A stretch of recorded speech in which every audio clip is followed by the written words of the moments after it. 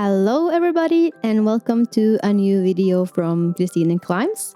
It's been quite a while since I've last posted a video, and that's because I have used a long time editing and working on this specific video, and finally I'm ready to publish it. The main motivation behind making this video is that I got a comment from a viewer who was very frustrated when he watched me projecting a boulder earlier, and he gave me some advice about how I could really project something and then be able to send harder grades than I do at this point. So in this video, you will see me for the very first time really working hard and working on a boulder over several sessions. So I'm very excited to share this journey with you all. I really hope you enjoy today's video. As I have mentioned in my earlier videos, my goal for 2023 is to send a V5 boulder.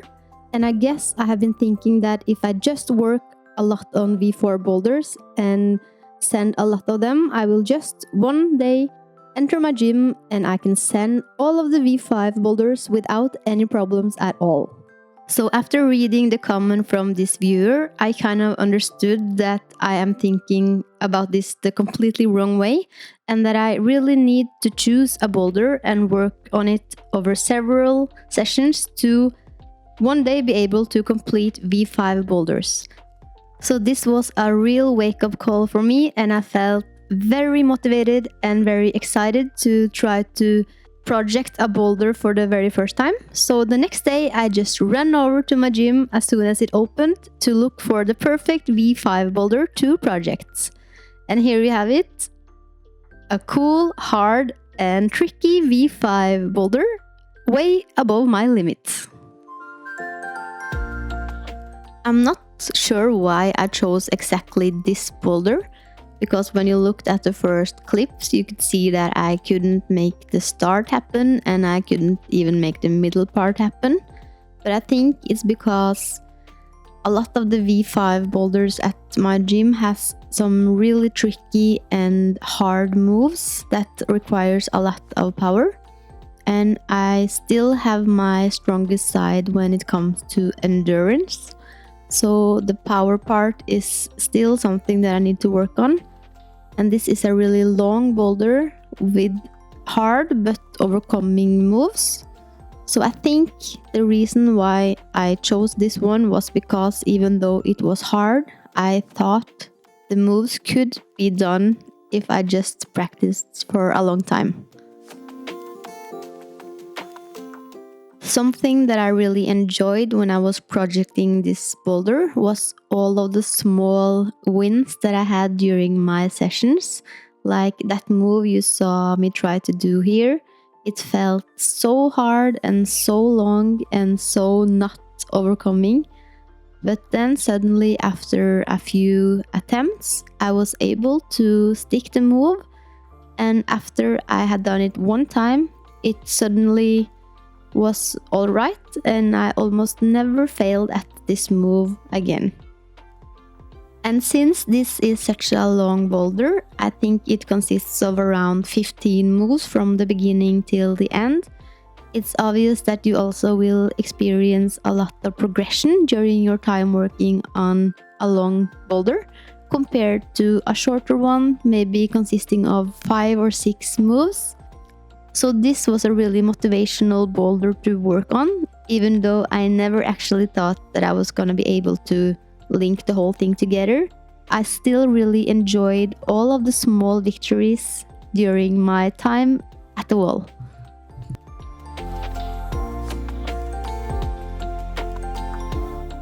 As you may have noticed, I had a really hard time in the start of the boulder. I just couldn't make that toe hook happening, so my focus was to just work on the middle part to make that as good and power saving as possible. And during my time working on this boulder, I also got a lot of help and company from other climbers that had been working on this boulder before. Like this session, I was so lucky to climb with Bendik, who is a really skilled climber. and he helped me figure out how I could use my toes and move as power saving as possible. So that was also something that I really appreciated when I was projecting this boulder. All of the company and tips from other climbers that made the boulder easier and better to navigate through.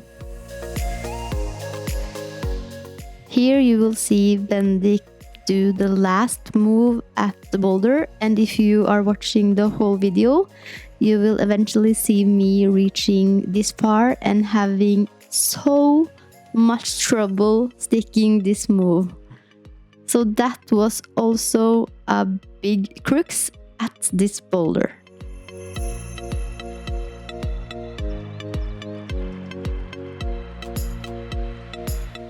One thing that really fascinated me about projecting a boulder like this was how some of the hard moves just got really easy and natural after a few sessions, like this middle part here. It went better and better for each session, and I didn't really have that hard time completing the moves that I was struggling so much with in the beginning.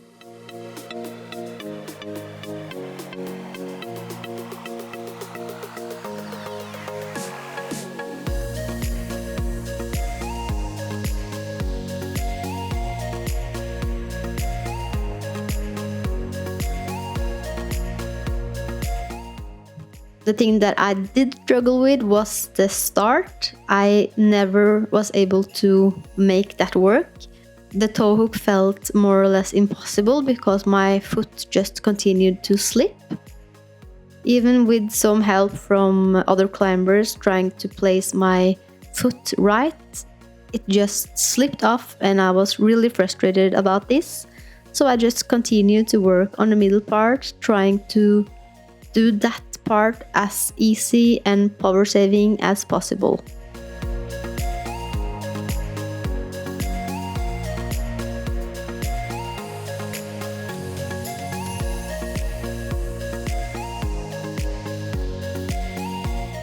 So today was my 6th session working on this boulder, and today I was finally able to reach that next hold here.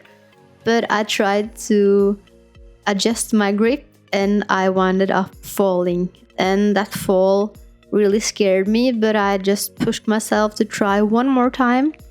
And I'm really happy that I did, because that time I was able to grip it correct and I now could focus on the last move. When I got this high, I understood that this last move was really, really horrible. And it's so long, and I don't know how I can use my feet in a good way. But I was really happy about the progress that I had this session. So it was a really good day. Even though I'm now at day 7 working on my project, it's not like that I have been using all of my time at the gym working just on this problem. Like today, I was actually training with the people that you see in the background, but I just wanted to do a couple of attempts on my project to see if I still could do the last move that I did last session. And this time I could do it easier than I did last time. But then I understood that the last move is really, really hard and awkward, and I really don't know how I can move through that part. I think a climber with a lot more power than I have could maybe campus or move in a better way to reach it. So this is a place where my lack of power is very visible.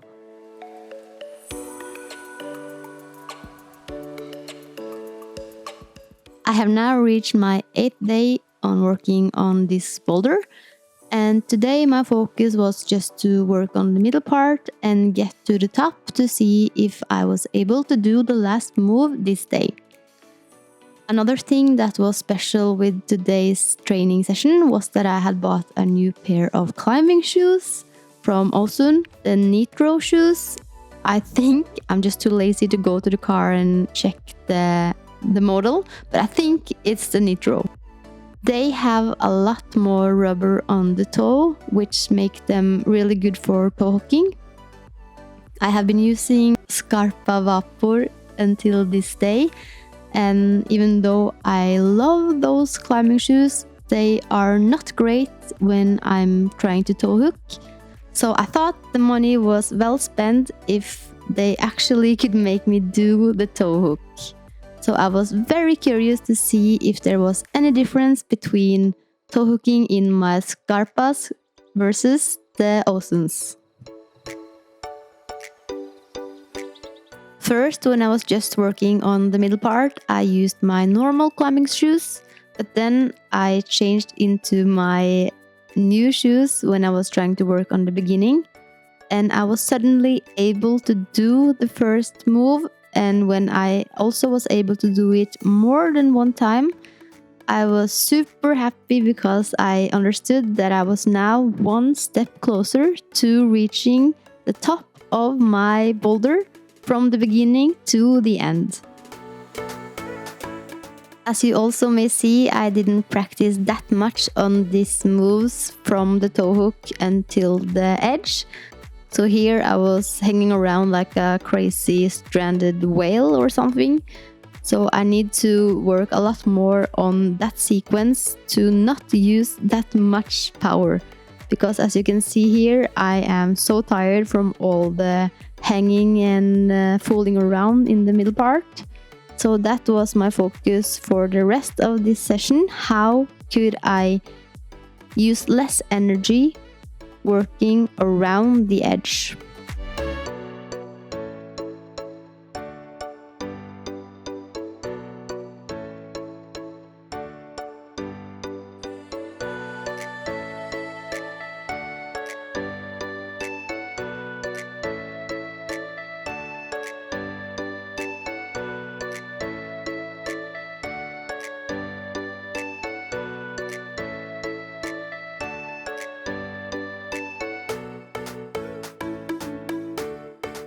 I guess the choice of shoes have a lot to say when it comes to climbing, because it was a new world to climb with these shoes compared to my Scarpa ones. Today I also got some help from a really skilled and technical experienced climber, and he showed me how he did the last move, and when he did it, it just looked so easy. So I was very motivated to try it his way. And the way he did it was to aim with the right hand on the top of this purple hold, and then place your left hand down to the grip below, and then match it and use your feet to push, because you are then closer to the top hold. But this session I couldn't get that grip correct, and I was kind of tired from all the attempts, so I called it a day. But it was a really nice session with a lot of good progression. So now was my 9th day of projecting on this boulder, and my focus today was to work on the start and see how much of the boulder I could put together from the start to the top. I tried to use the things that I have been working on earlier to make the middle part even more quick and power saving, and I think this attempt was a really good one where I didn't use too much power and energy. I also wanted to try the move that the other climber showed me last session, where I put my right hand on the top, then my left down, and then try to match the top hold again. But that still felt kind of awkward, and I didn't get any further on that beta attempt.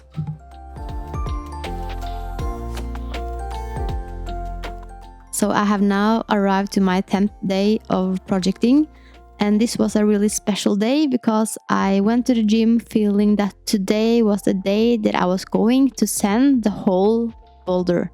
I even put on my purple sweater to match the holds, but I got punched in the face because this session I couldn't even do the easier parts of the boulder that I have been doing so good in my earlier sessions. So today that was going to be the day winded up being such a horrible day where I lost all of my last motivation of completing the boulder, and when I just wanted to give up and move on with my life. I just felt empty and kind of sad. After the horrible 10th day of projecting, I had a climbing session where I just rope climbed and did fun stuff at the Boulder gym. But this session, I wanted to give the boulder one last attempt because I just couldn't leave the boulder with such a bad day that I had the last session. This day I was feeling much better and I could do the moves in a good way, I think, from the start till the finish. And I wanted to try the last move in two different ways. One where I was trying to jump dynamical, and the other as I had tried the other sessions before. So here my focus was to try to jump, but it just feels too awkward and I'm probably not strong enough or skilled enough, or I don't know, I just can't make the jump happen. So on my last attempt, I tried the beta from the technical good climber where I matched my hand at the top. But still, I'm just not able to move from this part to the last. Even though I never finished the boulder by reaching the top hold, it was such a good experience projecting something like this.